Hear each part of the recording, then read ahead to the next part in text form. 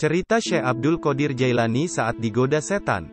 Dalam memoir fragmennya Guruku Orang-orang dari Pesantren, 2001-41, Kiai Haji Saifuddin Zuhri menceritakan pengajian yang dibawakan oleh seorang kiai bernama Kiai Ahmad Syatibi. Materi pengajian berasal dari kitab Manaqib Syekh Abdul Qadir Jailani.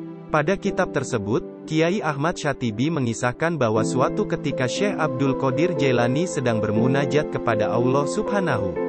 Tiba-tiba tempat di sekelilingnya memancarkan cahaya yang amat menyilaukan.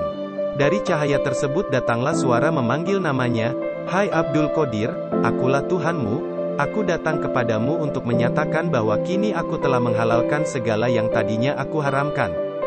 Mendengar hal itu, Syekh Abdul Qadir berteriak membentak, "Ihsa, ya lien! Keparat kau setan, enyah kau dari mukaku." Seketika padamlah cahaya yang menyilaukan itu. Datanglah suara merintih, katanya, "Ampunilah aku ya Syekh, Tuan telah terhindar dari godaanku. Aku sengaja menggoda orang-orang yang ahli tarekat tetapi bodoh tak berilmu. Tetapi Tuan telah lulus dari godaanku karena Tuan telah memiliki ilmu." Ketika dinyatakan mengapa Syekh Abdul Qadir Jailani tahu bahwa hal itu suara setan, dijawab, ucapannya sendiri, "Aku telah menghalalkan segala yang tadinya kuharamkan." Itu terang ucapan setan, sebab hal-hal yang telah diharamkan oleh Allah Subhanahu tak mungkin jadi dihalalkan. Allah tak mungkin menyuruh hambanya mengerjakan hal-hal yang telah diharamkan. Namun lagi-lagi iblis tidak putus asa.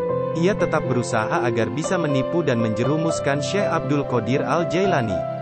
Walaupun ia telah gagal dengan tipuan yang pertama, ia tetap melancarkan tipuan selanjutnya. Iblis mencoba menjerumuskan Syekh Abdul Qadir menjadi orang sombong dan bangga diri.